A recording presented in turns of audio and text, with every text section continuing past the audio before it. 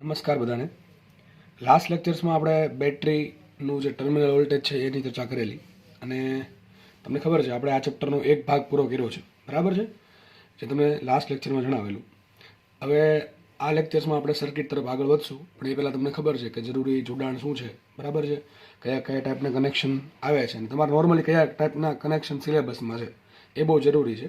કારણ કે આ ટોપિક એવું નથી કે અહીંયા પતી જાય છે, આ તમે જેટલું ભણો છો એટલું બધું આવી ગયું એવું નથી. આની આગળ ઘણું બધું આવે છે કે જે મેં તમને કાલે કીધું હતું કે જે લોકો ઇલેક્ટ્રિકલ એન્જિનિયર હશે બનશે ભવિષ્યમાં એ હજી વધારે ડિટેલમાં ભણશે. બધી સર્કિટો તમે જે સર્કિટ ભણશો બધી એ બધી બધી મોસ્ટલી બેઝિક સર્કિટ હશે કે જે કિર્ચોફના બીજા નિયમથી સોલ્વ થતી હોય, બરાબર છે. કિર્ચોફનો જે બીજો નિયમ છે એનાથી જે આરામથી સોલ્વ થઈ શકતી હોય સમયગાળામાં એ જરૂરી છે. પાછું તમને કોઈ પણ સર્કિટ હું આપી દઉં અને કહું ચલો ભાઈ સોલ્વ કરો તો સોલ્વ થઈ જાય, ઊંધી ન થાય, સોલ્વ થઈ જાય, પણ સમયગાળો જરૂરી છે. કારણ કે તમારે જે એક્ઝામ આપવાની છે એમાં આપણે સ્માર્ટ વર્ક કરવાનું છે, બરાબર. કે એવો કોઈ દાખલો છે, ચલો બહુ લેન્ધી દાખલો છે અને તમે તમારી એમાં અડધી કલાક બગાડી નાખી તો આન્સર તો છેલ્લે આવે કે ન આવે કે શ્યોર નથી, પણ આ તમારું સ્માર્ટ વર્ક નથી, આ તમારું શું કહેવાય ખોટું પેલું કહેવાય કે અમારે દાખલો સોલ્વ કરવો છે. એક્ઝામની અંદરની વાત છે, જ્યારે તમે એક્ઝામ આપતા હોય ત્યારની વાત છે, બરાબર. નોર્મલી જીનો કોઈ દાખલો હોય તો વધુમાં વધુ 5 થી 10 મિનિટ, 10 મિનિટ તો બહુ વધી ગઈ, પણ વધુમાં વધુ 5 થી 7 મિનિટ કોઈ દાખલાનું. બાકી નોર્મલી દાખલા જે હશે એ 2, 2.5, 3, 4 મિનિટમાં સોલ્વ થઈ જતા હોય છે. પણ માનો કે એનાથી તમને વાંચીને જ ખબર પડી જશે કે દાખલો આપણે કેટલો વાર, એ તમારા પર ડિપેન્ડ કરે. પછી તમે જે મહેનત કરી છે, તમે જે પ્રેક્ટિસ કરો છો, તમે જે રિવિઝન કરો છો, બરાબર, એના પર ડિપેન્ડ કરે કે કેટલી તમારે વાર લાગશે. પણ નોર્મલી માનો કે કોઈ દાખલામાં 5 થી 7 મિનિટથી વધારે જાય એટલે દાખલો રહેવા દેવાનું. હું તો 5 મિનિટ બહુ કહું છું, બરાબર, 5 મિનિટ મેક્સિમમ. એ પછી દરેક વ્યક્તિ પર અલગ અલગ હોય કે ભાઈ બીજા ક્વેશ્ચન કયા ટાઈપના છે અને કેટલા સમયમાં એ કવર કરી શકશે, બરાબર. અને તમે જ્યારે રફ વર્કનો યુઝ કરો ને તમને કોઈ આપે ત્યારે, બરાબર છે, તો એનું વ્યવસ્થિત રાખવું. એવું નહીં કે અડધું અહીંયા લખ્યું, અડધું બીજા પેજ પર, અડધું ત્રીજા પેજ પર ને. એનું કારણ એ છે કે જ્યારે માનો કે તમારો સમય તમારો વધ્યો અને ફરી પાછો દાખલા પર આવવું છે તો તમે અડધું અહીંયા ગણતરી કરી હતી, અડધી અહીંયા ગણતરી કરી હતી, અડધી કંઈક પાછળ ગણતરી કરી હતી, એ તમને યાદ નહીં હોય. પણ ઓલામાં શું એક ફ્લોમાં ગણતરી કરી તમને યાદ રહેશે કે ભાઈ ચલો આપણે આ સ્ટેપ મૂક્યા હતા, આપણે અહીંયા આવીને અટકી ગયા હતા, બરાબર છે, તો અહીંયા જોઈ લેવાનું કે આમાં કંઈ ભૂલ હતી કે નહીં, બરાબર, પછી આગળ વધવાનું. એટલે વ્યવસ્થિત ગણતરી કરશો ને એટલે બહુ ફાયદો થશે આગળ જઈને. કે જ્યારે પાછો મને કે સમય વધ્યો અથવા બીજો દાખલો ગણતા ગણતા યાદ આવ્યું ચલો આ ઓલા દાખલામાં તો આવું કંઈક કરવાનું આવે તો દાખલાનો આન્સર આવે, તો પાછા ત્યાં જશો તમે તો જે ગણતરી કરી છે ટૂંકમાં જેટલી ગણતરી કરી છે 2 મિનિટ 3 મિનિટ એ તમારી વ્યર્થ ના જાય. એટલા માટે ઓલા બાકી શું થાય, આડેધડ ગમે ને લખવું છે ને તો તમારે ફરી પાછી ગણતરી કરવી પડશે. એટલા માટે કહું છું એક ફ્લોમાં વ્યવસ્થિત રીતે જો તમને સ્પેસ આપે છે, બરાબર છે, જીમાં અથવા નીટમાં એનો વ્યવસ્થિત યુઝ કરવો. ઓકે, તો આવું વસ્તુ છે. નીટવાળાને તો ભાઈ ક્વેશ્ચન જ બહુ ઇઝી પૂછે, તમને ખબર જ છે, બરાબર, પણ સમય બહુ વધારે નહીં આપો કોઈ ક્વેશ્ચનને. વધુમાં વધુ 2 થી 3 મિનિટ, 3 થી 4 મિનિટ, બહુ વધારે નહીં, બરાબર. નીટમાં બાકી સમય ઘટશે ડેફિનેટલી. બાકી તમે ગમે એટલો મોટો દાખલો ગણો તો એ 4 માર્ક આવશે અને નાનો દાખલો ગણો તો 4 માર્ક આવશે. એટલે બધું એ થોડુંક સ્માર્ટ વર્ક કરવાનું. સ્માર્ટ વર્ક છે ને બહુ જરૂરી છે જીવનમાં, બહુ જરૂરી છે. તમે આડેધડ હાર્ડવર્ક કર્યા કરો ખાલી, જો એમ કહેતો હાર્ડવર્ક જરૂરી નથી, હાર્ડવર્ક એ જરૂરી છે.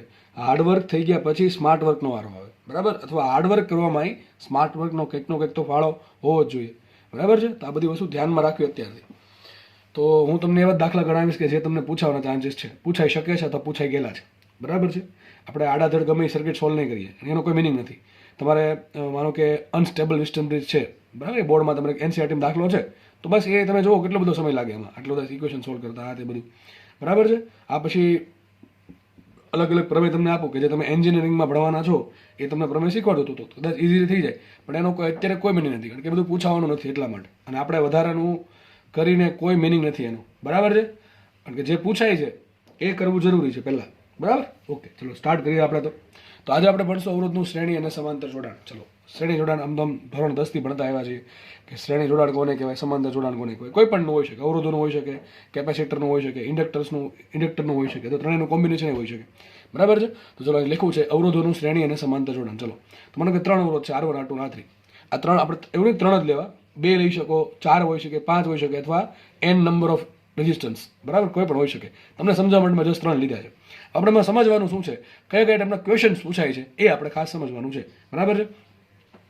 તો જુઓ 3 અવરોધ છે, R1, R2. શ્રેણી કોને કહેવાય, એક પછી એક જોડવું. શ્રેણી એટલે સિમ્પલ, એક પછી એકનો વારો આવતો હોય એને શ્રેણી કહેવાય. યાદ કરો આવું ભણાવ્યું હતું ઉષ્મા પ્રસરણમાં, ઉષ્મા વાહકતાવાળા ચેપ્ટર યાદ કરો. K1, K2, K3 3 બ્લોક હોય, શ્રેણીમાં જોડા હોય, સમાંતરમાં જોડા હોય. એક ગરમ થાય પછી બીજો ગરમ થાય પછી ત્રીજો ગરમ થાય, કયું જોડાણ કહેવાય, શ્રેણી કહેવાય. પણ ત્રણેય એક હારે જ ગરમ થાય, બરાબર છે. માનો કે આ પ્રમાણે છે અને ત્રણે નીચેથી ગરમ કર્યું એક સાથે તો આ ઉપર જશે હીટ તો એ કેવું થશે એ સમાંતર થાય. આપણે અહીંથી ગરમી આપો અહીંથી તો આ ગરમ થશે, પછી આ ગરમ થાય, પછી આ આને કહેવાય શ્રેણી. તો સિમ્પલ કોઈ પણ શ્રેણી જોડાણ એટલે શું થાય, એક પછી એક પછી એક પછી એક ને મળવું. બરાબર, અહીંયા કોની વાત આવશે, કરંટની વાત આવશે કે ભાઈ આ અવરોધને કરંટ મળે, પછી આને મળે, પછી આને મળે. બરાબર, ત્રણેયને એક સાથે કરંટ મળે તો એ સમાંતર જોડાણ થાય. એક પછી એક મળે તો શ્રેણી જોડાણ. તો સીધી વાત છે, આ ત્રણેય શ્રેણીમાં જોડેલા છે. માનો કે હવે અવરોધ કામ ક્યારે આવે, તમે કાલે કીધું હતું અવરોધ નકામો ક્યારે હોય, જ્યારે યાદ રાખજો ચોપડા લખી નાખજો વ્યવસ્થિત જગ્યાએ કે ભાઈ અવરોધમાંથી જો કરંટ પસાર નહીં થાય, અવરોધમાંથી પ્રવાહ પસાર નહીં થાય તો અવરોધનું કોઈ કામ નથી. અવરોધ કામમાં ક્યારે આવે અથવા અવરોધ ક્યારે એક્ટિવ થાય, ચલો એમ રાખીએ આપણે, અવરોધ એક્ટિવ ક્યારે થાય, જ્યારે એમાંથી કરંટ ફ્લો થાય. તો કરંટ જ ફ્લો નહીં થાય તેનું મિનિંગ શું છે, બરાબર છે. તો માનો કે 3 અવરોધ છે R1 R2 R3, ત્રણેયને આપણે કરંટ તો ફ્લો કરવો પડશે. કરંટ ફ્લો કરવા માટે મેં બહારથી એક બેટરી જોડી દીધી V. આ V શું છે વિચારો, શું મેં સાઈડમાં એનો આંતરિક અવરોધ જોડ્યો છે, નથી જોડ્યો, મતલબ આ શું હશે, આ એનું છે ટર્મિનલ વોલ્ટેજ. જો V શું છે, ટર્મિનલ વોલ્ટેજ છે, બરાબર કે નહીં. જો મારે એમ કેવું હોય EMF તો મારે એમ બે વસ્તુ કહેવી પડે. એવું જો કંઈ નું આપ્યું તો એવું ધારવું પડે કે ભાઈ બેટરીનો આંતરિક અવરોધ 0 છે અથવા મારે એનો આંતરિક અવરોધ આપવો પડે, બરાબર કે નહીં. પણ અહીંયા મેં શું લીધું છે, ડાયરેક્ટ ટર્મિનલ વોલ્ટેજ લીધો છે. હવે તમને ટર્મિનલ વોલ્ટેજમાં કોઈ કન્ફ્યુઝન હોવું જોઈએ નહીં, બરાબર. તો બેટરી છે જેનું ટર્મિનલ વોલ્ટેજ V છે એને મેં અહીંયા જોડી દીધી છે. તો શું સાહેબ, કંઈ નહીં, આ બેટરી V શું ઉત્પન્ન કરશે.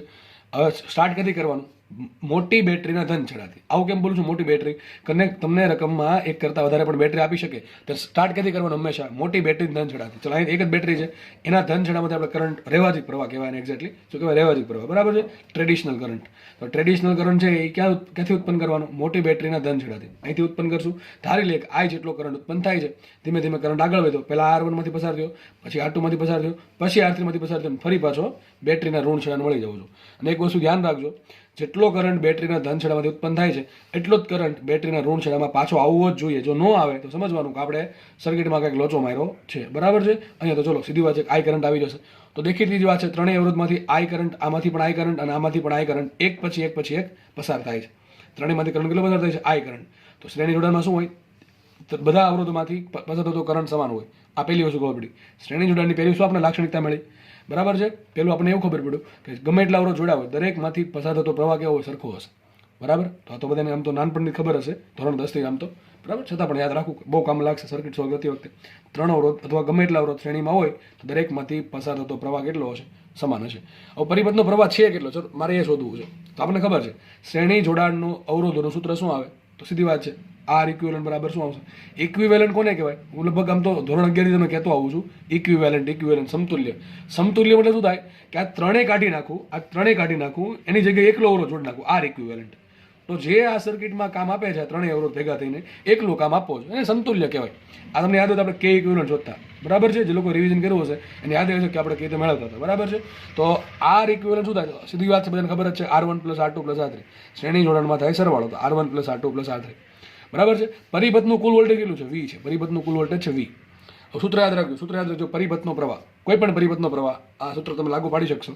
સૂત્ર શું આવે, પરિપથનો પ્રવાહ બરાબર નેટ વોલ્ટેજ. એટલે કે નેટ વોલ્ટેજ એટલા માટે કહું છું કારણ કે ઘણી વખત સર્કિટમાં એક કરતાં વધારે બેટરી આપી હોય અને એક કરતાં વધારે બેટરી આપી હોય ત્યારે અમુક બેટરી વિરોધકમાં હોઈ શકે, અમુક બેટરી સહાયક જોડાણમાં હોઈ શકે. એટલા માટે કહું છું લાગુ પાડેલ નેટ વોલ્ટેજ. શું લખ્યું મેં, લાગુ પાડેલ નેટ વોલ્ટેજ. અહીંયા તો કોઈ વાંધો છે નહીં કારણ કે એક જ બેટરી છે. તો લાગુ પાડેલ વોલ્ટેજ કેટલું, સિમ્પલ છે, બેટરીનું વોલ્ટેજ છે જ આપણા કેસમાં લાગુ પાડેલ વોલ્ટેજ છે. છેદમાં શું કરવાનું, પ્રવાહ બરાબર શું લખાય, વોલ્ટેજના છેદમાં અવરોધ. સિમ્પલ સૂત્ર શું છે, પ્રવાહ બરાબર વોલ્ટેજના છેદમાં અવરોધ. તો ચલો વોલ્ટેજ તો આપણને મળી ગયું V, છેદમાં પરિપથનો અવરોધ શું લખશું, તો અવરોધ આ ત્રણેયનો ભેગો લખવો પડે. આ ત્રણેય શેમાં છે, શ્રેણીમાં કે સમાંતરમાં, તો કે શ્રેણીમાં છે. શ્રેણીમાં સૂત્ર શું થાય, તો R ઇક્વિવેલન્ટ બરાબર આવશે R1 + R2 + R3. તો I બરાબર શું આવશે, લાગુ પડેલ વોલ્ટેજ V છેદમાં પરિપથનો સમતુલ્ય અવરોધ આવશે, પરિપથનો સમતુલ્ય અવરોધ એટલે શું આવશે, R ઇક્વિવેલન્ટ. આમ પણ ચાલે, માટે I બરાબર વિના છેદમાં આપણા કેસમાં શું થશે, R1 + R2 + R3. આ તમારો જવાબ. આટલો પરિપથમાં કરંટ હશે, બહુ સિમ્પલ વસ્તુ છે, આવું પૂછશે નહીં, સિમ્પલ, બરાબર છે. જો કે તમને કોમ્બિનેશન પૂછે, ખાલી શ્રેણી નો પૂછે, ખાલી સમાંતર નો પૂછે, બેનું કોમ્બિનેશન સર્કિટ પૂછે, કંઈ વાંધો નહીં, આપણે બધું સોલ્વ કરશું, ચિંતા કંઈ કરવી નહીં, બરાબર. હવે બીજું શું પૂછે, આમાં બીજું શું પૂછે, એક વસ્તુ યાદ રાખવી, તમને હંમેશા શું સર્કિટમાં મોટા ભાગે જે જીમાં દાખલા પૂછે છે, હજી કહું છું, મોટા ભાગે સર્કિટમાં જે જીમાં દાખલા પૂછે એમાં શું પૂછે છે, તમને કોઈ પણ અવરોધ આપ્યો હોય, બરાબર છે. હવે એમાં અવરોધ આપ્યો હોય તેનો અવરોધ કેટલો છે તો આપી દીધું હશે, ચલો R આપી દેશે. હવે કોઈ પણ અવરોધ માટે 3 વસ્તુ હોય હંમેશા મોટી, કોઈ પણ અવરોધ માટે 3 વસ્તુ મેન હોય, કઈ હોય, એક તો એનો અવરોધ એક એમાંથી કેટલો કરંટ પસાર થાય છે એ, અને એમાં બે છેડા વચ્ચે કેટલો વોલ્ટેજ છે. તો આ ત્રણ વસ્તુ યાદ રાખો. હંમેશા અવરોધમાં ત્રણ વસ્તુ તમને પૂછી શકે. એક તો અવરોધ આઈ ને વી. હવે ત્રણમાંથી એક તો આપ્યું જશે. અવરોધ તો આપ્યો જ હોય કે ન આપ્યો હોય, બરાબર છે. અવરોધ ચલો આપી દે. અવરોધ ન આપ્યો હોય તો આઈ અથવા વીમાંથી કંઈક આપ્યું હશે. બીજું, માનો કે તમને અવરોધ આપી દીધો, મોટા ભાગના 99.9999 કેસમાં અવરોધ તમને આપી દેશે. બીજું શું પૂછે? તમને એમ પૂછે કે જે અવરોધ છે એમાંથી કેટલો કરંટ પસાર થાય છે. તો એક તો આ મળી જાય. એ જોવું પડે સર્કિટ, કઈ સર્કિટમાં કરંટ, કઈ સર્કિટમાં આને જોડેલો છે, કઈ જગ્યાએ જોડેલો છે, શ્રેણીમાં જોડ્યો છે, સમાંતરમાં જોડ્યો છે, બરાબર. બધું ઘણું બધું આપણે જોશું. તો બીજી વસ્તુ શું પૂછી શકે? તો પહેલી જ વસ્તુ કહેવાય ને, તો આપ્યો એટલે પહેલું પૂછી શકે તમને પ્રવાહ, કે આ અવરોધમાંથી કેટલો કરંટ પસાર થાય છે. પહેલી વસ્તુ થઈ ગઈ. બીજી વસ્તુ શું પૂછી શકે? બીજી વસ્તુ પૂછે તો આવું પૂછે કે આ જે અવરોધ છે એના બે છેડા વચ્ચે વોલ્ટેજ કેટલું. માનો કે એક આ છેડો છે ને આ છેડો છે, બરાબર છે. આ તો શું આ વાયર છે એ થઈ અહીંયા સુધી, એટલે આપણે એનો કોઈ અવરોધ ગણશું નહીં. તમને બીજું આમ પૂછે કે આ અવરોધના બે છેડા વચ્ચે કેટલું વોલ્ટેજ હશે, તો કેટલું વોલ્ટેજ મળે? IR. તો V બરાબર શું આવે? IR. તમને I મળશે ઓટોમેટિક, V તો મળી જવાનું છે. ટૂંકમાં તમને એક વસ્તુ ઓલરેડી આપી દીધી, અવરોધ તો આપી દીધો છે. પછી શું શોધવાનું? અવરોધ, પ્રવાહ શોધવાનો. અને પ્રવાહ મળે ઓટોમેટિક વોલ્ટેજ મળે, V બરાબર IR. તમને ત્રણ, આ ટૂંકમાં તમને આ રીતનો દાખલો પૂછે. તમને ગમે સર્કિટ આપી દેશે, એ સર્કિટમાં બેટરી બધું આપી દેશે, પછી શું કહે છે, કોઈ પણ અવરોધ કહી દેશે ચલો આ અવરોધ છે એના બે છેડા વચ્ચે વોલ્ટેજ કેટલો હશે, અથવા આ અવરોધ છે એમાંથી કેટલો પ્રવાહ પસાર થાય. અથવા આમ પૂછે કે આ અવરોધ ને બીજો અવરોધ, આમાંથી કેટલો પ્રવાહ પસાર થાય અને આમાંથી કેટલો પ્રવાહ થાય, બરાબર. બેનો ગુણોત્તર પૂછે, અથવા બેનો વોલ્ટેજનો ગુણોત્તર પૂછે. આવું બધું કર્યા કરે. અથવા આનો પાવર પૂછે, આનો ચલો પાવર પણ પૂછો. ઘણી વખત પૂછો છું પાવર પૂછે. તો પાવરનું સૂત્ર તમને ખબર હોવી જોઈએ. સૂત્ર શું? P બરાબર VI. P બરાબર VI, એ તો બધાને ખબર છે ને, P બરાબર VI. પછી બીજું સૂત્ર છે P બરાબર V છે, એમને રાખીએ. I બરાબર શું લખાય? V/R. તો શું આવશે? V²/R. ગોખવાનું આમ વિચારવાનું હોય, બરાબર છે. તો ત્રીજું સૂત્ર શું આવશે? P બરાબર V²/R. અને ત્રીજું સૂત્ર V ને કાઢી નાખીએ. V બરાબર શું લખાય? IR. તો I²R. તો ત્રણ સૂત્ર છે પાવરના, બરાબર. પાવર નહીં પૂછે તો પાવરનો ગુણોત્તર પૂછે કે આ અવરોધનો પાવર અને બીજા અવરોધનો પાવર કેટલો કન્ઝ્યુમ કરે છે, બરાબર. એનો ગુણોત્તર શોધો તો કંઈ વાંધો નહીં, બરાબર છે. તો મોટા ભાગે છે ને યાદ રાખજો, રકમમાં તમને R આપ્યો ને સૂત્ર આપણે બેમાંથી એક વાપરશું. એક તો V²/R અથવા I²R. મોટા ભાગે આ વાપરશું. ઓકે. તો આવું છે ભાઈ. આવા દાખલા તમને પૂછાય છે. આવા દાખલાની પ્રેક્ટિસ કરવી, બરાબર. ક્યારેક સર્કિટ સોલ્વ કરવાનો દાખલો ક્યારેક પૂછી નાખશે. બાકી સર્કિટ સોલ્વ કરવાનો દાખલા બહુ ઓછા પૂછે છે. મોસ્ટલી શું પૂછે? સર્કિટમાંથી કોઈ બ્રાન્ચમાંથી કેટલો પ્રવાહ પસાર. યાદ રાખજો, મોટા ભાગે દાખલા આવા જ હશે, ગણતરીવાળા, બરાબર છે. ખાલી સર્કિટવાળા સિમ્પલ દાખલા બહુ ઓછા, રેરલી જોવા મળે છે, બહુ જોવા મળે છે ઓછા. બાકી બેઝિક અમુક સર્કિટ છે પૂછશે. બાકી મોટા ભાગના કેસમાં આવું જ પૂછશે. જો આ ટોપિકમાંથી ક્વેશ્ચન આવશે ને, તો સર્કિટમાંથી ક્વેશ્ચન આવશે તો કિર્ચોફનો સેકન્ડ લો, બરાબર છે. કિર્ચોફનો જે બીજો નિયમ છે એના આધારિત દાખલા વધારે મેક્સિમમ પૂછશે. એમાં શું પૂછે? કોઈ બ્રાન્ચમાંથી કેટલો કરંટ પસાર થાય છે, કોઈ અવરોધમાંથી કેટલો કરંટ પસાર થાય છે, અવરોધના બે છેડો છે, PD કેટલો છે, કેટલો પાવર છે, આવું બધું પ્રશ્ન પૂછે છે. એટલે મેં તમને શરૂઆતમાં જ કહી દીધું છે કે આવું બધું પૂછશે. એટલે આપણે એ ગણતરીમાં રહેવાનું છે. માનો કે આ સર્કિટ છે, હું આ સર્કિટમાં તમને પ્રશ્ન પૂછું કે ભાઈ આ અવરોધ છે એમાંથી એના બે છેડા વચ્ચે વોલ્ટેજ કેટલો. ચલો હું એમ પ્રશ્ન પૂછ્યો મેં તમને કે આ અવરોધના બે છેડા વચ્ચે વોલ્ટેજ કેટલો. તો વોલ્ટેજ ક્યારે મળે? અવરોધના બે છેડા વચ્ચે વોલ્ટેજ ક્યારે મળે? એક તો મને ખબર હોય તો કે વોલ્ટેજનું વહેંચણી કઈ રીતે છે, અથવા એમ ખબર પડે કે ભાઈ એ અવરોધ છે એનું વોલ્ટેજ શું હોય? V બરાબર IR. તો જો મને કરંટ મળી જાય તો મને વોલ્ટેજ મળી જાય. તો મને કરંટ તો મળી જ ગયો છે. ક્યાંથી મળશે સૂત્ર? I બરાબર V ના છે. તો R ઇક્વિવેલન્ટ. V તમને રકમમાં જેટલા 10 વોલ્ટ 15 વોલ્ટ આપ્યા છે મૂકી દો, અને R1 + R2 + R એની કિંમત આપી છે. અને અવરોધ ઋણ ન હોય, ધન જ હોય, બરાબર છે. કિંમત આપી હોય, કરો સરવાળો, પછી ભાગાકાર ગુણાકાર કરીને શું કરો? I તમને મળી જશે. અને એક વખત I મળી ગયો, સર્કિટનો મને કરંટ મળી ગયો, સર્કિટમાંથી કેટલો કરંટ પસાર થાય છે એ મળી ગયો. માનો કે આગળ પ્રશ્ન પૂછો મને, આવો માનો કે આવો જ પ્રશ્ન પૂછો તમને કે અવરોધ R1 છે એના બે છેડા વચ્ચે વોલ્ટેજ કેટલો છે, શું કરશો? V બરાબર IR. તો ચલો R1 માટે શું લખાય? V કરંટ કેટલો આવશે? I1 બરાબર. ચલો મેં સિમ્પલ નામ આપ્યું છે I1 કેટલો આવશે? I જેટલો આવશે. ત્રણેય માટે, આના માટે કરંટ I આવશે, આના માટે પણ કરંટ I આવશે, અને R3 માટે પણ કરંટ I આવશે. કારણ કે ત્રણેય શ્રેણીમાં છે. ત્રણેય શેમાં છે? શ્રેણીમાં. ચલો કરંટ મળી ગયો. વોલ્ટેજ કઈ રીતે મળે? તો આના બે છેડા વચ્ચે વોલ્ટેજ કેટલો આવશે? V1 બરાબર IR1. સિમ્પલ. આના બે છેડા વચ્ચે વોલ્ટેજ કેટલો આવશે? V2 બરાબર IR2. અને આના બે છેડા વચ્ચે વોલ્ટેજ આવશે V3 બરાબર IR3. ત્રણેયમાં I કેમ સમાન આવ્યું? I એટલા માટે સમાન આવ્યું ત્રણેય શ્રેણીમાં જોડેલા છે. બસ આ વસ્તુ પૂછે. તમને ત્રણેય અવરોધના છેડા વચ્ચે શું મળી ગયા? વોલ્ટેજ મળી ગયા. મતલબ આવો થયો. જો મતલબ શું થયો સમજો. બહુ મસ્તીની વાત કહેવા જઈ રહ્યો છું, અને શોર્ટકટ છે. શોર્ટકટ છે દાખલા સોલ્વ કરવામાં, તમારો સમય બચાવશે. જો મને આ સર્કિટ સોલ્વ કરી એવી ખબર પડી, શ્રેણી જોડાણની સર્કિટ સોલ્વ કરીને. ભાઈ શ્રેણી જોડાણ છે ને બતાવો હોય તો 2 મિનિટમાં પતી જાય. પણ આ બધું એક્સ્ટ્રા એટલા માટે ખેંચું છું કે બેઝિક છે. આ બધું બેઝિક છે. આ બધું આવડી ગયું તો આવડી ગયું, નહીં આવડે તો ગોખવું પડશે. એટલા માટે બેઝિક વ્યવસ્થિત ક્લિયર કરો એટલે સર્કિટ ફટાફટ સોલ્વ થશે. તો મને સોલ્વ કરીને એ ખબર પડી કે જે વોલ્ટેજ છે, વોલ્ટેજ એને 3 ભાગ પડે છે. વોલ્ટેજ છે એને 3 ભાગ પડે, આમ તો 4 ભાગ પડે પ્રેક્ટિકલમાં. આ બધા વાયર છે ને, બધા વાયરે પણ શું કરે? થોડુંક અવરોધ ધરાવે, એટલે એ પણ થોડોક વોલ્ટેજનો વ્યય કરે. પણ આપણે એવું માનશું, મેં તમને પહેલાં કીધું હતું કે આ બધા વાયર આપણે કેવા ગણશું? સુવાહક, એટલે આપણે એનો અવરોધ 0 ગણશું. બરાબર છે? તો અત્યારે આપણે જોઈને એવું લાગે કે 3 અવરોધો છે એ આ વોલ્ટેજ વાપરે છે. ચલો આ કેટલું વાપરશે? આ વાપરશે V1, આ કેટલું વાપરે? V2 વાપરે, અને આ કેટલું વાપરે? V3 વાપરે. બરાબર છે? તો કુલ કેટલું છે? V છે, તો Vના 3 ભાગ પડે. V બરાબર V1 + V2 + V3. તમને વિશ્વાસ ન હોય તો કામ કરવાનું, V એમ રાખો. આ V1 બરાબર IR1 મૂકો, V2 બરાબર IR2 મૂકો, અને V3 બરાબર IR3 મૂકો. તો કોમન શું આવશે? I કોમન આવી ગયો. એથી કોમન શું આવે? I કોમન આવી ગયો. અંદર શું વધે? R1 + R2 + R3. પણ R1 + R2 + R3 શું કહેવાય? R ઇક્વિવલન્ટ શું આવી ગયું? I × R ઇક્વિવલન્ટ. અહીંયા તો આવી ગયું. તો એ આવી ગયું, સાબિત થઈ જશે, ઓટોમેટિક સાબિત થઈ જશે. જો કે સાબિત કરવાની જરૂર છે નહીં. તો સિમ્પલ આપણને એટલી ખબર પડી કે આ વોલ્ટેજના 3 ભાગ પડે છે. હવે તમને દાખલા શું પૂછે ખબર છે? તમને આમ સર્કિટ આપી દે, તમને સર્કિટ આપી દે. ચલો મારે છે ને એક કામ, તમને પ્રશ્ન પૂછું. મારે સર્કિટમાં કરંટ શોધ્યા વગર મારે એ નક્કી કરવું છે કે ત્રણેયના ભાગમાં કેટલા ગુણોત્તરમાં વોલ્ટેજ આવે. ફરીથી કહું છું, ત્રણેયના ભાગમાં કેટલા ગુણોત્તરમાં વોલ્ટેજ આવે, કે ભાઈ 1:2:3 કે 3:4:5 કે કઈ રીતે આવે છે. તો સર ખબર કેમ પડે? આમ આપણે જો આપણે જોઈને ખબર પડે V1 બરાબર શું આવશે? IR1 આવશે. ત્રણેયમાં કરંટ કેવો સરખો છે, તો અહીંયા કેટલો વોલ્ટેજ આવશે? IR1. આના બે છેડા વચ્ચે IR2, આના બે છેડા વચ્ચે IR3. સમજો ખાસ, બરાબર છે?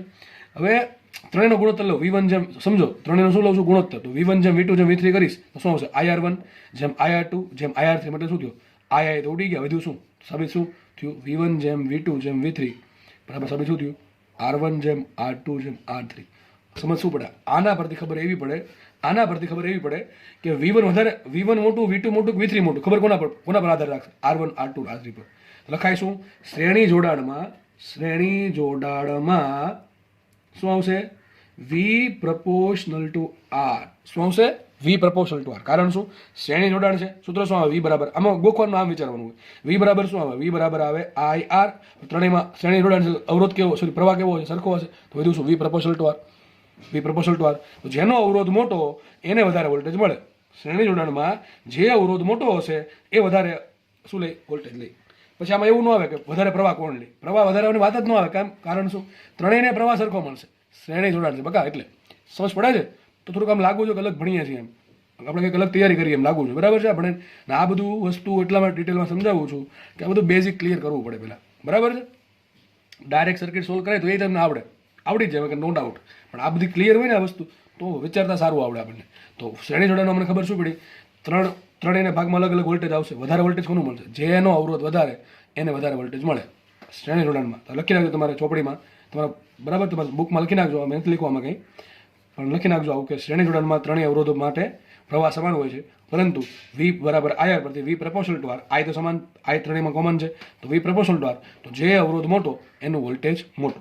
બરાબર કે નહીં? મને કે આ 2 વોલ્ટ છે, 2 ઓહમનો અવરોધ છે, આ 4 ઓહમનો અવરોધ છે, ને આ મને કે 8 ઓહમનો અવરોધ છે. તો સબી શું થાય? આને વધારે વોલ્ટેજ મળે. કેટલું વોલ્ટેજ મળે? 2:4:8 કરો. 2:4:8 એટલે શું આવશે? 2 કોમન લઈ લઈએ તો શું આવશે? 1:2:4. તો મને કે 2 4 ને 2 6 ને 7. 7 વોલ્ટની બેટરી હોય ને, 7 વોલ્ટની બેટરી હોય ને, 7 વોલ્ટની બેટરી, તો આને 4 વોલ્ટ મળે. બરાબર? આને 2 વોલ્ટ મળે, આને 1 વોલ્ટ મળે. એવું સાબિત થાય. તો 14 વોલ્ટની બેટરી હોય તો ડબલ થઈ જશે. સમજ પડે કે ન પડે? તો આવું બધું છે. તો આ બધું તમારે વિચારવાનું છે કે આવું થાય આમાં. ખાલી શ્રેણી જોડાણ, ચલો પ્રવાહ સમાન, એવું બધું નથી વિચારવાનું. આવું બધું વિચારવાનું છે. બરાબર? તો આઈ થિંક શ્રેણી જોડાણમાં કોઈને વાંધો નહીં હોય. આપણે હવે નેક્સ્ટ પ્રયાણ કરીએ સમાંતર જોડાણ તરફ ફટાફટ. તો ચલો જોઈ લઈએ સમાંતર જોડાણ. બધાને આમ તો આવડે છે સમાંતર જોડાણ શું છે. તો કંઈ નહીં, જે અવરોધોને આપણે શ્રેણીમાં જોડાતા એક પછી એક આમાં સમાંતરમાં જોડવાના છે. ટૂંકમાં બધાને એક સાથે કરંટ જવો જોઈએ. એવું નહીં એક પછી એક પહેલાંને કરંટ મળે પછી બીજાને મળશે પછી ત્રીજાને મળશે, એવું નહીં. તો સર્કિટ બધાને ખબર જ હોય કે આ ટાઈપની સર્કિટ હોય કે જેમાં કરંટ, જે અવરોધો છે એના જે છેડા છે ને એ કોમન બિંદુ સાથે જોડાયેલા હોય. હું શું બોલો? ધ્યાનથી સમજો. અવરોધો છે એના જે છેડા છે એ કોમન બિંદુ એટલે કે સામાન્ય બિંદુ સાથે જોડેલા હોય એવા જોડાણને સમાંતર જોડાણ કહેવાય. સર ખબર ન પડે, કંઈ નહીં, એમને સમજ પડી જશે. તો 3 અવરોધ છે R1 R2 R3. આ ત્રણેયને સમાંતરમાં જોડેલા છે. કઈ બેટરી સાથે? મેં હમણાં કીધું અવરોધને એક્ટિવ કરવો તો એને પ્રવાહ પસાર કરવો પડે, અને પ્રવાહ પસાર કરવા માટે આપણે એને બેટરી જોડવી પડશે. ધારો કે V ટર્મિનલ વોલ્ટેજ ધરાવતી આપણે બેટરી જોડી છે. હવે શું કરશું આપણે? હવે આપણે સર્કિટ બની ગઈ છે. તો સર્કિટ બન્યા પછી નેક્સ્ટ સ્ટેપ શું આવે કે ભાઈ પ્રવાહ આપો. તો પ્રવાહ ક્યાંથી સ્ટાર્ટ કરવાનો? બેટરીના ધન છેડાથી. તો બેટરીના ધન છેડાથી આપણે ધારો કે I જેટલો કરંટ ધારો કે શું કહેવાય એથી પસાર થાય છે, નીકળે છે અહીંથી. તો I કરંટ ચલો અહીંયા પહોંચ્યો. હવે જો એને ભાઈ 3 રસ્તા છે. 3 રસ્તા જો આમ તો અહીંયાથી 2 રસ્તા. એક તો આમ જશે, એક ઉપર જાય. પાછા 2 રસ્તા, એક આમ જાય, એક ઉપર જાય. મતલબ કે આમ ગણો થાય 3 રસ્તા છે, આમ જશે, આમ જશે અને આમ જશે, 3 રસ્તા છે, બરાબર છે. તો અહીંયા ધારો કે આઈ કુલ જેટલો કરંટ હતો, કુલ આઈ જેટલો કરંટ હતો, એમાંથી 3 ભાગ પડ્યા. ધારો કે આ બ્રાન્ચમાં કરંટ ગયો I1, બીજી બ્રાન્ચમાં કરંટ ગયો I2 અને ત્રીજી બ્રાન્ચમાં કરંટ ગયો I3. અહીંથી પાછો કયો આવશે? I3 આવશે, અહીંથી પાછો I2 આવશે, અહીંયા કયો આવશે? I2 plus I3. સમજ પડે કે ન પડે? અહીંથી અહીંયા I1 ગયો, I2 ગયો, I3 ગયો, I3 ઉપર જશે, અહીંયા આવશે, પછી પાછો નીચે આવશે, બરાબર છે. અહીંથી કરંટ I2 આવ્યો, I2 પ્લસ I3 એટલે કયો આવશે? I2 આવશે, I2 plus I3, I2 plus I3 આવશે, બેનો સરવાળો. અને અહીંથી કયો આવશે પાછો? અહીંથી પાછો આવશે I1, અહીંયા કયો આવી જશે? I1 plus I2 plus I3 એટલે શું આવી ગયું? I કરંટ આવી ગયો, ફરી પાછો I કરંટ મળી જશે. તો બસ આ વસ્તુ થવી જોઈએ, બરાબર છે. હવે સર આમાં સૂત્ર બધાને ખબર જ છે. સૂત્ર શું આવે? જો કે આપણો જે વોલ્ટેજ તમને ખબર છે, સમાંતર જોડાણમાં દરેક બિંદુ વચ્ચે વોલ્ટેજ કેવું હોય? સરખું હોય. દરેક અવરોધો છે એના બે છેડા વચ્ચે વોલ્ટેજ કેવું સરખું? કારણ શું? ચલો કારણ સમજાવી દઉં. માનો કંઈક નામ આપી દો. ચલો અહીંયા નામ આપી દઉં છું A, અહીંયા નામ આપી દઉં B. એક વખત સમજો ધ્યાનથી એટલે ખબર પડી જાય. આ પોઈન્ટને મેં નામ આપ્યું A, આ પોઈન્ટને નામ આપ્યું B. ચલો મને એમ કહો, આ પોઈન્ટ ને આ પોઈન્ટ, ચલો આ પોઈન્ટ અને આ પોઈન્ટ, એક આ પોઈન્ટ લઈ લઉં અને એક આ પોઈન્ટ, બધા દેખાતો હશે, બરાબર છે. આ પોઈન્ટની વાત કરું છું. આ બે પોઈન્ટ કઈ છે? ઘણા કહેશે કે વાયર છે. વાયર કેવો છે? સુવાહક છે. એટલે વાયર આપણે ટૂંકમાં કાંઈ છે કહું ને ત્યારે તમારે સમજવાનું શું કે વચ્ચે શું કે અવરોધ છે કે વચ્ચે કે બેટરી છે, એવું જુઓ. બે વસ્તુ જોવાનું. આ ચેપ્ટરમાં અવરોધ બેટરી છે કે નહીં? ચલો નથી. તો આ બે પોઈન્ટ કેવા છે? સરખા છે. વચ્ચે હકીકત વાયર છે અને વાયરનો થોડોક તો અવરોધ હોય. પ્રેક્ટિકલમાં આ બે પોઈન્ટ થોડોક અલગ હશે, પણ વાયર જે હશે એ કોપરનો હશે. કોપરની અવરોધકતા ઘણી ઓછી છે, એટલે બહુ એટલું ફરક નહીં પડે. પણ મેં તમને પહેલાં કીધું, આપણે બધા વાયર કેવા છે? આદર્શ છે, બરાબર. એટલે આપણે વાયર એમ માનશું કે વાયર છે તેમ સુવાહક છે એટલે એનો અવરોધ 0 હશે. તો આ બે પોઈન્ટ કેવા સરખા થાય? તો આ પોઈન્ટ ચલો સરખું થયું. આ પોઈન્ટ પણ એ જ છે. આ પોઈન્ટ અને આ પોઈન્ટ કઈ છે? આ પોઈન્ટ ને નહીં, એમાં કઈ છે નહીં. આ પણ એ જ છે. ઓકે, ચલો આ અને આ પોઈન્ટ કઈ નથી, તો આ પણ એ જ છે. બધા પોઈન્ટ એ છે. જો બધા પોઈન્ટ એ છે. 4 1 2 3 4 ચાર સરખા પોઈન્ટ. ચલો આ પોઈન્ટ અને આ પોઈન્ટ કઈ છે? આ સર છે બેટરી છે, તો આ બે પોઈન્ટ સરખા કહેવાય. નામ આપ્યું. ચલો અહીં જો B નામ આપું. કેમ B નામ આપ્યું? આ પોઈન્ટ આને મેં B નામ આપી દીધું ઓલરેડી. આ અને આ બે પોઈન્ટ કેવા થાય? સરખા, કારણ કે બે વચ્ચે કાંઈ છે નહીં, વાયર સિવાય બીજું કાંઈ છે નહીં. એ જ રીતે આ પોઈન્ટ બધા પોઈન્ટ કેવા થશે? B થશે. કારણ શું? 1 2 3 ને 4, ચારે વચ્ચે શું છે? ખાલી વાયર જ છે, બરાબર. ભલે આ બ્રાન્ચ ભલે નીકળી હતી, એ ચાલશે, પણ વચ્ચે આ બે વચ્ચે કંઈ ન હોવું જોઈએ. આ પોઈન્ટ અને આ પોઈન્ટ વચ્ચે કંઈ નથી, વાયર સિવાય બીજું કંઈ હોવું જોઈએ નહીં. તો બધા પોઈન્ટ કેવા થાય? સરખા પોઈન્ટ થાય. તો આ સર્કિટ નામે દોરે કે ન દોરે? જો સમજો. આ એક કામ કરો, વિચારો. તમે આવું વિચારો, 1 2 3 ને 4, આ 4 પોઈન્ટ સરખા છે ને, એ 4 ભેગા કરી દઉં છું. હું શું કરું છું? 4 પોઈન્ટ એક જ પોઈન્ટ છે કે અલગ અલગ પોઈન્ટ છે? એક જ પોઈન્ટ છે, એ. તમે થોડુંક બુદ્ધિ વાપરો, થોડુંક આપ ઇમેજિનેશન, કલ્પના શક્તિ તમને વધારો થોડીક, કે 4 પોઈન્ટને ભેગા કરું. ભેગા કરવા માટે તમને ખબર ન પડે, એક કામ કરો, આને ખેંચું, આને ખેંચું, આને ખેંચું, આને ખેંચું, આમ ખેંચું એટલે બધા ભેગા થઈ જશે. તો મને એક કોમન પોઈન્ટ થઈ ગયો. આ થઈ ગયો પોઈન્ટ એ. એમાંથી કેટલી વસ્તુ નીકળે? જો 1 2 3 ને 4, તો કઈ નહીં, આપણે આવી દઈએ એમાંથી વસ્તુ.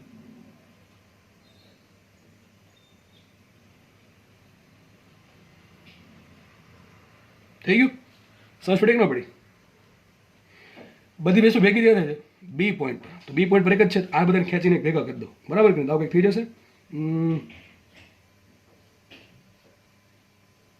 પતી ગયું. લ્યો, આ સર્કિટ જ છે. હમણાં શું બોલ્યો તો હમણાં હું? સમાંતર જોડાણ કોને કહેવાય?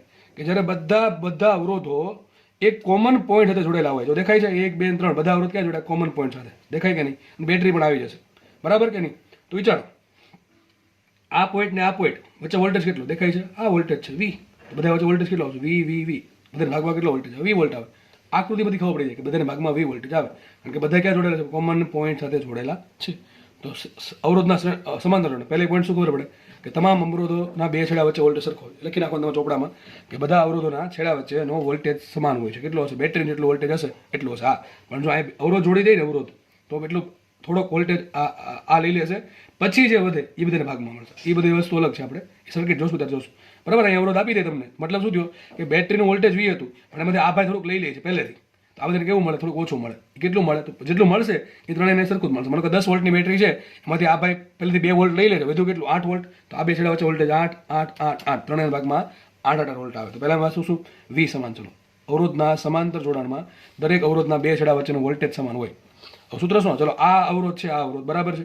મારે ધારો કે એમ કીધું આમાંથી પ્રવાહ શોધો, તો શું કરવું પડે? મારે પ્રવાહ શોધવા માટે શું કરવું પડે? મારી પાસે જો V બરાબર IR, હંમેશા સૂત્ર એક જ યાદ રાખવાનું, V બરાબર IR. તો સૂત્ર વિચારો, V બરાબર IR.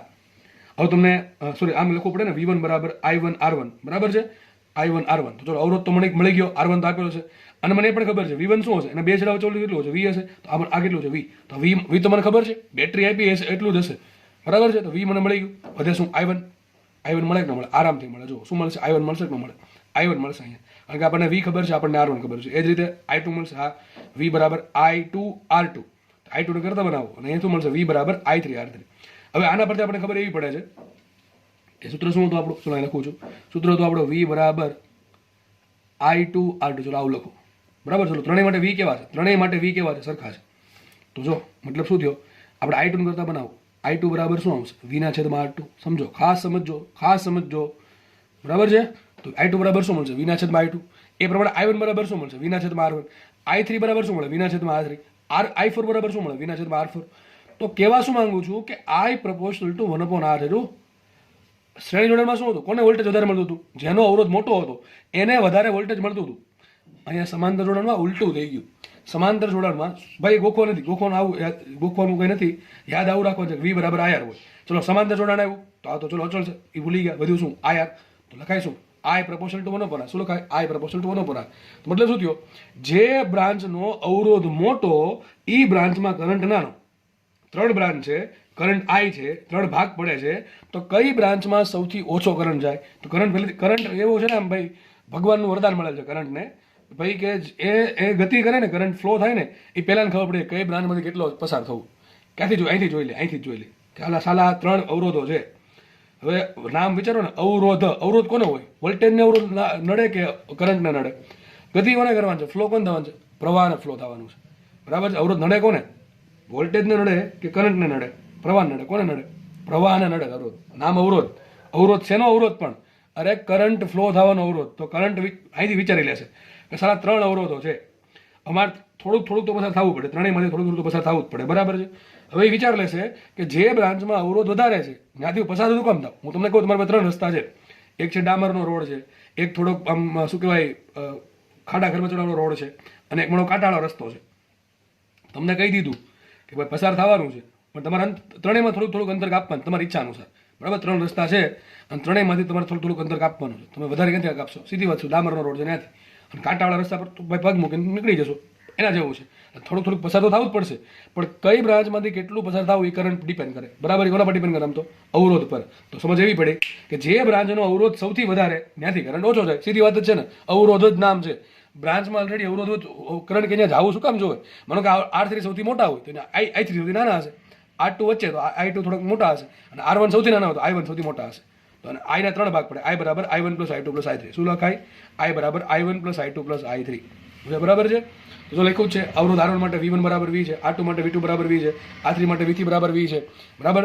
I1 બરાબર શું, V ના છેદમાં R1, I2 બરાબર V ના છેદમાં R2, I3 બરાબર V ના છેદમાં R3. આમે લખી શકો V બરાબર IR પરથી, V બરાબર I1 R1, V બરાબર I2 R2 અને V બરાબર I3 R3. તો ખાસ સમજાવવાનું તમને મારે આ હતું, I પ્રપોર્શનલ ટુ 1/R. અને બીજી બધી તમને ખબર જ છે, સર્કિટનો કરંટ શું આવે, સર્કિટનો પરિપથનો કરંટ શું આવે, તો લાગુ પાડેલ વોલ્ટેજ કેટલો V છેદમાં આવશે R ઇક્વિવેલન્ટ. બધાને ખબર છે R ઇક્વિવેલન્ટ શું હોય, તો 1/R ઇક્વિવેલન્ટ બરાબર શું આવે, 1/R1 + 1/R2 + 1/R3. સમજ પડે કે ન પડે, તો બસ આ વસ્તુ છે. તો ખાસ યાદ રાખજો કે કઈ બ્રાન્ચમાં કેટલો કરંટ જાય, કોના પર ડિપેન્ડ કરે, અવરોધ પર. જેટલો બ્રાન્ચમાં અવરોધ વધારે એટલો કરંટ ઓછો જાય. શ્રેણીમાં તો કંઈ ઓપ્શન જ નથી, બિચારા પાસે એક જ બ્રાન્ચ હતી, એમાંથી જવું પડે બધું, બરાબર. એ તો એની પાસે ઓપ્શન છે, તો સિલેક્ટ કરશે કે મારે ક્યાંથી કેટલું જવું. તો મતલબ સમજો, એક તમે જોડે સમજાવી દઉં, શોર્ટ સર્કિટ. માનો કે ચોથો વાયર હું આમ જોડી દઉં, સમજો ખાલી, ચોથો વાયર હું આને સમાંતર મારી રીતે જોડી દઉં છું. મારા ભાઈ 4 વાયર થઈ ગયા, 1 2 3 4, અને આ તો બેટરીવાળી બ્રાન્ચ છે. ધારો કે મારા ભાઈ કુલ 4 બ્રાન્ચ છે, 1 2 3 ને 4. હવે અહીંયા આ બ્રાન્ચમાં અવરોધ R1 છે, આ બ્રાન્ચમાં અવરોધ R2 છે, આ બ્રાન્ચમાં અવરોધ R3 છે, અને અહીંયા મેં કોઈ અવરોધ જોડ્યો નથી. સમજો ભાઈ, હું શું કહું છું ખાસ સમજો, બાકી આ નહીં આવડે, બરાબર છે. સમજી લો એક જ વખત, પણ બહુ નાનું એવું છે, બહુ ઇઝી છે. આ વસ્તુ સમજાય ગઈ તો આ ફટાફટ સમજી જશે. જો અત્યાર સુધી 3 બ્રાન્ચ હતી, એમાં 4 બ્રાન્ચ કરી નાખી. જો મતલબ શું છે, જો આ જે ચોથી બ્રાન્ચ છે ને, એમાં મેં કોઈ અવરોધ નથી જોડ્યો. મેં શું જોડ્યું, ડાયરેક્ટ વાયર જોડ્યો. શું જોડ્યો મેં, ડાયરેક્ટ વાયર. તો મને એમ કહો, આ બ્રાન્ચમાં અવરોધ કેટલો, R1, આ બ્રાન્ચમાં અવરોધ કેટલો, R2, આ બ્રાન્ચમાં અવરોધ કેટલો, R3, અને આ જે ચોથો વાયર જોડ્યો છે એનો કંઈક પ્રેક્ટિકલ લાઈફમાં અવરોધ તો હશે ડેફિનેટલી. મેં કીધું છે કે અહીંયા આપણે અવરોધ કેટલો ગણવાનો છે, 0 ગણવાનો છે. મતલબ કે આ ચોથી બ્રાન્ચ છે, એ ચોથી બ્રાન્ચનો અવરોધ કેટલો, 0 ઓહ્મ. આનો અવરોધ R1, આનો અવરોધ R2, આનો અવરોધ R3. તો કરંટ પાસે 4 રસ્તા છે. 0 ઓહ્મ વાળો રસ્તો, R1 ઓહ્મ, R2 અવરોધ વાળો અને R3 અવરોધ વાળો. કરંટ ક્યાંથી પસાર થાય? કરંટ કે ભાઈ મને આવી સિચ્યુએશન બીજે ક્યારેય ન મળે. ભાઈ કરંટ એમ કહેશે કે મને 0 ઓહ્મ વાળો રસ્તો મળ્યો તો ભાઈ ઉપર જવું જ નથી, બધો કરંટ અહીંથી ફ્લો થઈ જશે, બધો કરંટ અહીંથી ફ્લો થઈ જશે. યાદ રાખજો, ઉપરની આખી સર્કિટ નકામી. આને કહેવાય શોર્ટ સર્કિટ. સર્કિટના કોઈ પણ 2 પોઈન્ટને શું કરી દેવાના? સુવાહક વાયર વડે જોડી દઈએ તો કરંટ છે ને, બધો કરંટ જેટલો પોસિબલ હોય એટલે બધો કરંટ અહીંથી ફ્લો થઈ જશે. બરાબર છે? તો વિચારો આપણા કેસમાં જો આપણે શોર્ટ સર્કિટ કરી હોય સર્કિટના પ્રમાણે તો શું થાય? તો એવું થાય કે કરંટ છે એ બધો અહીંથી ફ્લો થાય તો ઉપરની સર્કિટ આખી નકામી થઈ જાય. પ્રેક્ટિકલ લાઈફમાં થોડોક અવરોધ મળે, કારણ કે આ બ્રાન્ચને થોડોક તો અવરોધ હશે જ તે. પણ જ્યારે આપણે દાખલા ગણતા હશું ત્યારે યાદ રાખજો, આપણે શું ગણશું? હંમેશા આદર્શ પરિસ્થિતિ વાયર માટે. બરાબર? અને વાયર કેવું ગણશું? અત્યંત સુવાહક. એટલે આપણે માનશું અવરોધ કેટલો છે? 0 છે. તો બધો કરંટ છે એ આ બ્રાન્ચમાંથી ફ્લો થઈ જશે. બરાબર? આ પ્રમાણે આ શું કર્યું ભાઈ? બેટરીના 2 છેડા તમે ભેગા કરી દીધા. તમે આવું એક બેટરી લેવા, 2 છેડાને જોડી દો. કાલે ભણાવું હતું કે નહીં? આ વસ્તુ એ જ વસ્તુ છે અહીંયા. બરાબર? બેટરી શોર્ટ સર્કિટ કરી દીધી છે. બરાબર કે નહીં? તો આ વસ્તુ પણ મગજમાં રાખજો. ઓપન સર્કિટમાં શું થાય? આ માનો કે આ બ્રાન્ચ છે. બરાબર? ઓપન સર્કિટ એટલે શું થાય? આ અવરોધ કાઢી નાખે, એની જગ્યાએ આપણે ખુલ્લું કરી દઈએ. મતલબ 2 વચ્ચે કંઈ છે નહીં. 2 વચ્ચે કંઈ ના હોય. કેટલો અવરોધ હોય? ઇન્ફિનિટી અવરોધ. યાદ રાખજો. વચ્ચે શું હશે? હવાનું માધ્યમ હશે. અને હવાનું શું કરવું પડે? આયનીકરણ કરવું પડે. આયનીકરણ થાય તો સ્પાર્કિંગ થાય, સ્પાર્કિંગ થાય તો કરંટ ફ્લો થાય. પણ એના માટે સ્પાર્ક ગેપ જે બહુ નાની હોવી જોઈએ. એટલી મોટી દૂર વાયર હોય તો સ્પાર્કિંગ ન થાય. જો બે હાઈ વોલ્ટેજ વાળા વાયર હોય ને એ નજીક લાવો તો તિખારા થાય. તિખારો લઈને ઇંગ્લિશમાં કહે સ્પાર્કિંગ. બરાબર છે? તો સ્પાર્કિંગ થયું ક્યાંથી?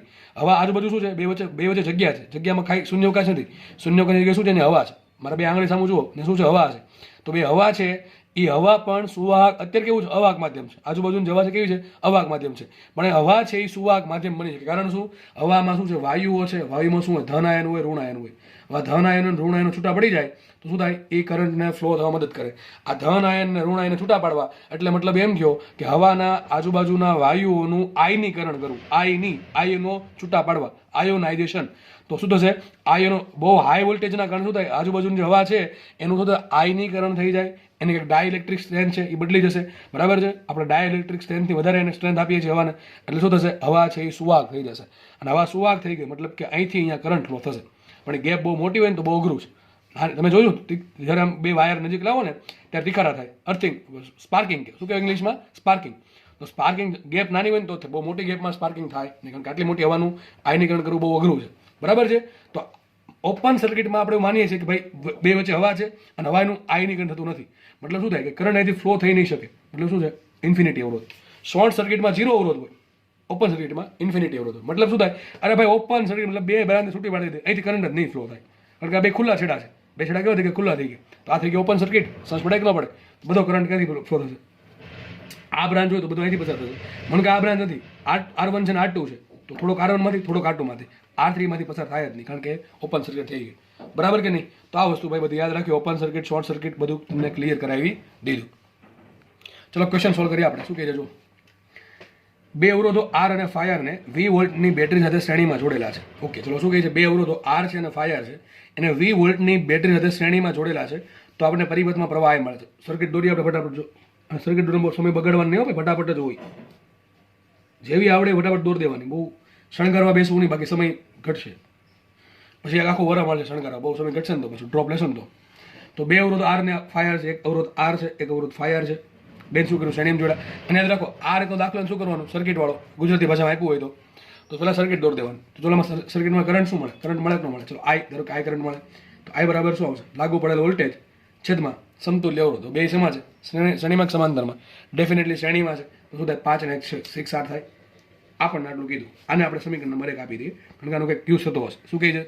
2 અવરોધો R અને φR ને 20 વોલ્ટની બેટરી સાથે શ્રેણીમાં જોડા. કેટલો પ્રવાહ મળ્યો? I મળ્યો. I બરાબર શું હશે? વિના છેદમાં 6 8. ખબર પડી કે? આગળ વધીએ. જો પ્રથમ અવરોધને હવે આગળ એમાં લખે છે, જો પ્રથમ અવરોધને ખેંચીને તેની લંબાઈ બમણી કરવામાં આવે. થોડુંક વિડીયો વચ્ચે ઇન્ટરપ્ટ થઈ ગયો હતો એટલા માટે. બરાબર છે? જો પ્રથમ અવરોધને ખેંચીને તેની લંબાઈ બમણી કરવામાં આવે, એટલે જે પહેલો અવરોધ છે ને R, એને ખેંચીને લંબાઈ બમણી કરવાની છે, એટલે કંઈક બદલી જશે. તથા બીજા અવરોધની આડછેદની ત્રિજ્યા બમણી કરવામાં આવે છે. એટલે ટૂંકમાં જો φR અવરોધ છે એની ત્રિજ્યા શું કરી? બમણી કરી.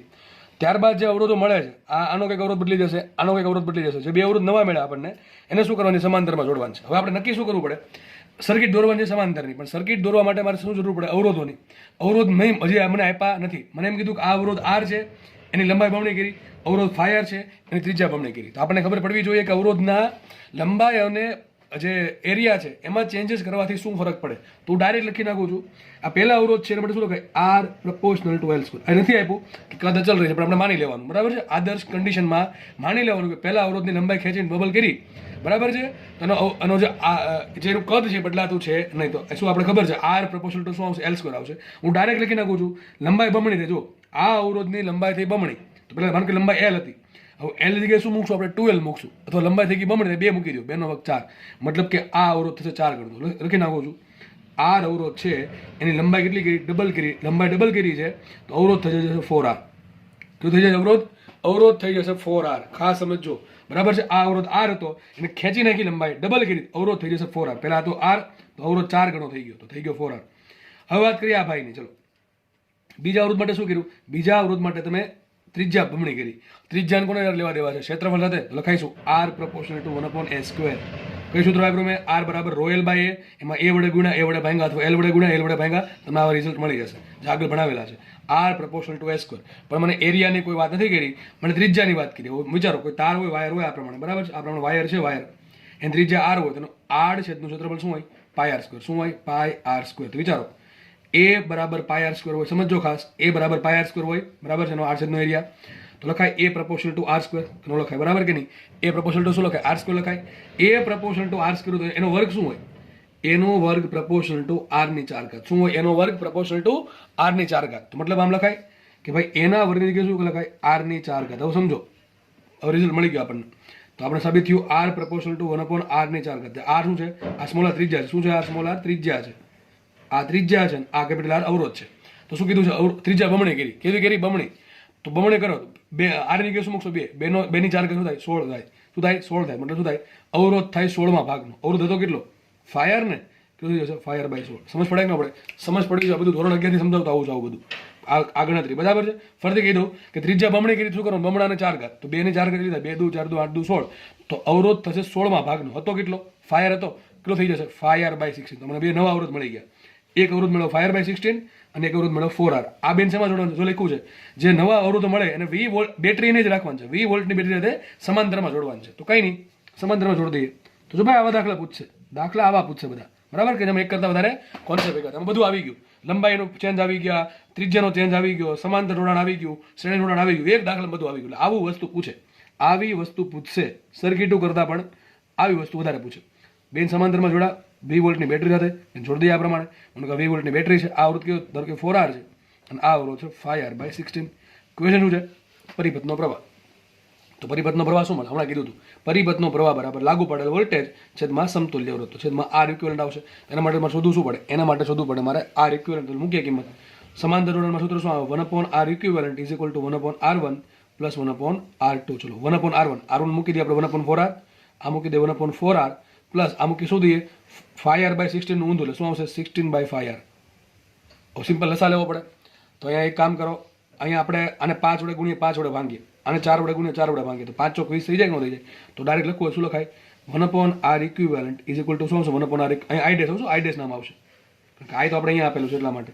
તો ધારો કે કરંટ આવે છે આઈ ડેશ. તો આઈ ડેશ બરાબર શું આવશે? શોધવાનું છે.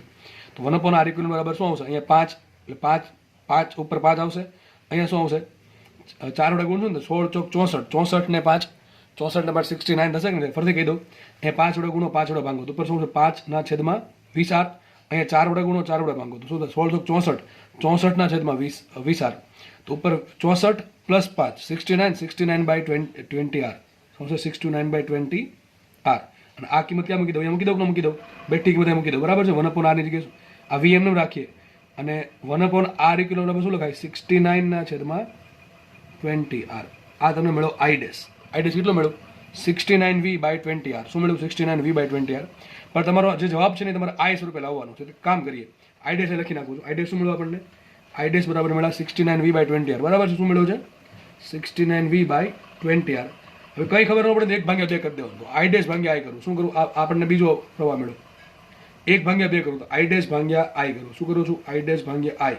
જુઓ, બેમાંથી V બાય આર ઉડી ગયા. શું થાય? 69 બાય 20. અહીંયા આવશે 69 બાય 20 છેદમાં શું આવશે? 1/6. બરોબર કે ના? આવે કે ન આવે? ફરીથી કહી દઉં છું. V બાય આર બેમાંથી કેન્સલ. અહીંયા શું થાય? 69 બાય 20. અહીંયા બધા 1/6. 6 ક્યાં જાય? ઉપર. તો શું આવશે? આઈ ડેશ બરાબર, બાકી તમે સાથે કરી નાખજો. હવે શું આવશે? 69 × 6/20 × બાકીની ગણતરી થોડી જાતે કરી નાખી, બરાબર? એટલું તો આવડશે કે નહીં આવડે? લસા સોરી છેદ ઉડતા જ ઉડાડ દેવા, બીજું કાંઈ છે નહીં. બાકી તમે આમે કરી શકો. 69 × 6 કરો, 17 છંગ 7 છંગ 42, 420. 420માંથી 6 બાદ કરીએ તો 720 સોરી 420 નહીં, 7 છંગ 42, 420માંથી 6 બાદ કરીએ તો 414. 414 ભાગ્યા 10 એટલે કેટલા થાય? 41.4. 41.4 ના અડધા એટલે કેટલા? 22.5 નહીં, બરાબર 41.4 હતા ને, બરાબર? હા, 41.4 ના અડધા કરવાના છે. શું થશે? 20.7, બરાબર. તો શું આન્સર આવશે? 20.7. તો આ પ્રમાણે તમારો આન્સર આવશે. I ડેશ બરાબર 20.7 I આવશે, બરાબર છે? આવો તમારો જવાબ. તો દાખલો બહુ ઇઝી છે, પણ આમાં બધી ખબર પડવી જોઈએ. મેં કંઈ ભૂલ પડી તો દાખલાનો જવાબ ખોટો આવશે. તો બધા દાખલા આવા પૂછાય છે, લગભગ આ દાખલાનો જેવો કંઈક પૂછેલો દાખલો છે, બરાબર કે નહીં? તો દાખલા આવા પૂછાય ભાઈ આપણને, કંઈ વાંધો નહીં, આપણે દાખલો ગણવાનો છે, બરાબર, વ્યવસ્થિત રીતે. નેક્સ્ટ ભણીએ આપણે કિર્ચોફના નિયમો. જો આ વસ્તુ IMP છે, કારણ કે આનો યુઝ કરશું આપણે દાખલા ગણવા માટે. એમાં ખાસ કિર્ચોફના બીજા નિયમનો. તો કિર્ચોફમાં 2 નિયમ આવ્યા, પહેલો અને બીજો. તો બધાને આવડતા જ હશે, હું માની લઉં છું બધાને આવડે છે. તો પહેલો નિયમ કોના માટે છે? કરંટ માટે છે, જે કે જંક્શન તરફ કરંટ કેટલો આવે છે અને જંક્શન તરફથી દૂર કેટલો કરંટ જાય છે.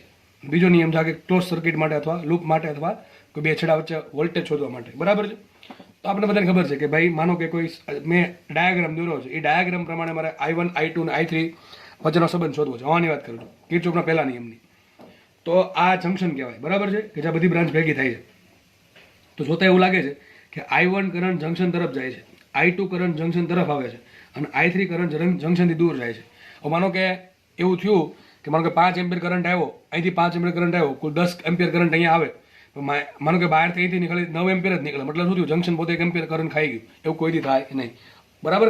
જંક્શન પોતે કોઈ પણ કરંટ ધરાવતું નથી અને એ જે છે એ પોતાની પાસે કોઈ કરંટનો સંગ્રહ નહીં કરે. શું કરશે જંક્શન?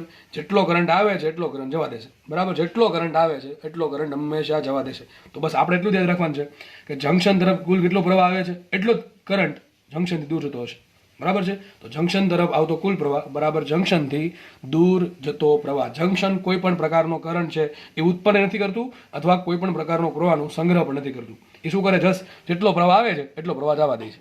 સિમ્પલ વસ્તુ છે, બરાબર છે? તો મને કે દેખીતી વાત છે, આ તીર જોવાનું ખાસ. આ I1 જેટલો કરંટ જંક્શન તરફ આવ્યો, આ I2 જેટલો કરંટ જંક્શન તરફ આવ્યો અને I3 જેટલો કરંટ જંક્શનમાંથી દૂર જાય છે. તો લખાઈશું I1 + I2 = I3. શું લખાય? I1 + I2 = I3. સિમ્પલ વસ્તુ છે, બરાબર? આ લેખ પર આપેલ આકૃતિ માટે શું લખાય? I1 + I2 = I3. તો બસ આ જ વસ્તુ છે, આપણે આને યુઝ કરશું, બરાબર?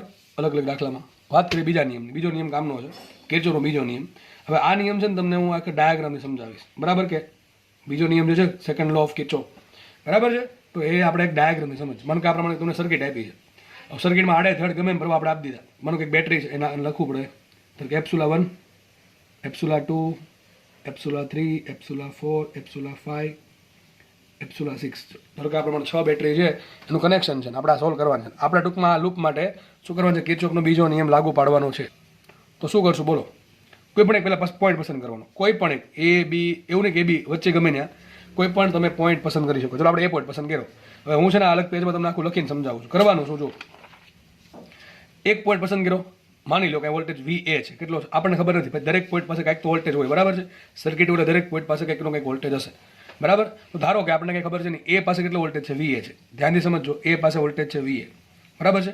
અને બધું આપણે બરાબરની આ બાજુ લખશું. હું શું કહું છું મને ખબર પડી જશે. તો ધારો કે વોલ્ટેજ VA છે, પછી આગળ વધવાનું. શું કરવાનું છે? આગળ વધવાનું છે. આગળ વધતા વધતા આપણે આ દિશામાં જઈએ છીએ, બરાબર? આપણે ક્લોકવાઇઝ જઈએ છીએ. ક્લોકવાઇઝ એટલે કે સમઘડી દિશામાં આ પ્રમાણે ગતિ કરે. તમે આમે ગતિ કરી શકો, આમે ગતિ ગમે એમ કરો, કંઈ ફરક પડે નહીં. કિર્ચોફભાઈ નિયમ જ એવો બનાવ્યો છે કંઈ ફરક પડતો જ નથી. તો VA, ધારો કે વોલ્ટેજ VA છે, આગળ વધીએ. આગળ વધતા વધતા પહેલાં શું? બેટરી હાથમાં આવી. બેટરીનો કયો છેડો હાથમાં આવ્યો? પહેલાં ધન છેડો હાથમાં આવ્યો. બેટરીનો ધન છેડો હાથમાં આવ્યો. તો જ્યારે બેટરીનો તમે જે દિશામાં ગતિ કરો છો એમાં ધન છેડો હાથમાં આવતા લખવાનું -E1, બરાબર? -E1. પછી આગળ વધ્યા તો જો આગળ શું આવ્યું? અવરોધ આવ્યો, નામ આપણને રહી ગયું R1, R2, R3, R4, R5 ને R6. ચલો આ પ્રમાણે નામ આપી દઈએ આપણે, બરાબર છે? તો શું આવ્યું? જો તમે જે દિશામાં આગળ વધો છો એ દિશામાં અવરોધ આગળ આવ્યો. તો કરંટ જોવાનું, કરંટ કઈ દિશામાં છે? જે દિશામાં આગળ વધીએ છીએ એ જ દિશામાં કરંટ છે. જે દિશામાં આગળ વધો છો એ જ દિશામાં કરંટ આવે તો કરવાનું માઇનસ. આ અવરોધ છે, કેટલો કરંટ પસાર થયો? I1. અવરોધમાંથી કરંટ પસાર થયો I1. તો R1 અવરોધમાં બે છેડા વચ્ચે કેટલો વોલ્ટેજ હશે? I1 R1. તો જે દિશામાં જાઓ છો એ જ દિશામાં કરંટ મળે તો આવશે -R1R1 -I1R1. ચલો આગળ વધ્યા, બી પાસે પહોંચ્યા, કઈ વાંધો નહીં, આગળ વધીએ છીએ આપણે, આગળ વધીએ છીએ. શું આવી? બેટરી આવી. બેટરીનો કયો છેડો આવ્યો? ઋણ છેડો આવ્યો, એટલે લખવાનો પ્લસ એપ્સિલોન 2. બરાબર, બેટરીનું કામ પૂરું. આગળ વધ્યા, મને કરંટ મળ્યો. કયો સામો કરંટ મળ્યો? I2 જેટલો કરંટ સામો મળે છે. I2 જેટલો કરંટ સામો મળે છે.